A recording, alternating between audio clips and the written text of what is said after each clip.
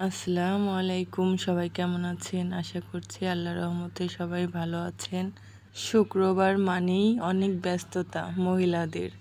কার বাসায় কেমন জানি না, কিন্তু আমার বাসায় অনেক ব্যস্ততা শুক্রবারে। কারণ শুক্রবারে অনেক রান্না হয়, আর শুক্রবারে বাজার সদাই মাছ মাংস অনেক বাজার করে, যার কারণে এইগুলো কাটিং করে আবার রাখা, আবার রান্না করা, সারাদিনে মনে হয় শুক্রবারে সময়ই পাওয়া যায় না। আমার মতো কে কে শুক্রবারে এত ব্যস্ত থাকেন সবাই কমেন্ট করে জানাবেন।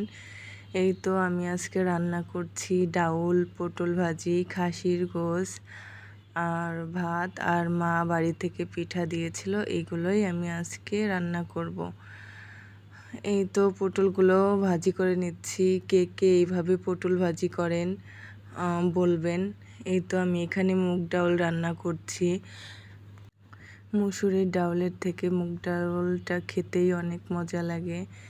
এই তো পটলগুলো ভেজে উঠিয়ে নিচ্ছি। এখন পেঁয়াজগুলো ভেজে এর মধ্যে পটলগুলো দিয়ে আমি ভেজে নেব। এইভাবে পটল ভাজা খেতে আমার খুব মজা লাগে, আর পোলাও দিয়েই বেশি ভালো লাগে। কিন্তু আজকে পোলাও করব না, আজকে ভাত দিয়ে খাবো। আপনারাও চাইলে এইভাবে মুসমুস করে পটল ভাজি করে খেতে পারেন। এই তো এখানে আমি ডাউলটা রান্না করছি, ডাউলের মশলাগুলো দিয়ে দিচ্ছি। আর এই ডাউলটা খেতে আমার কাছে বেশ ভালো লাগে।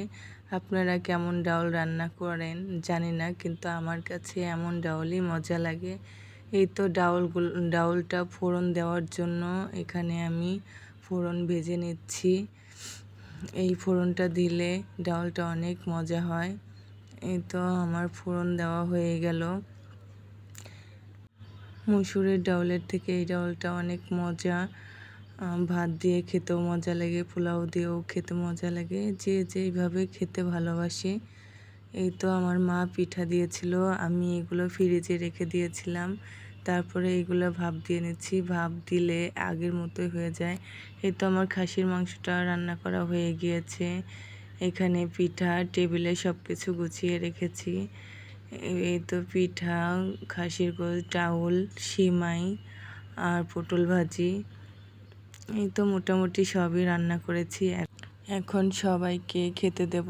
সবাই খাচ্ছে, সবার খাওয়া দাওয়া শেষে পরে আমিও সব কাজ শেষ করে খেতে বসলাম। আর আমার এইভাবে গুছিয়ে খেতে অনেক ভালো লাগে।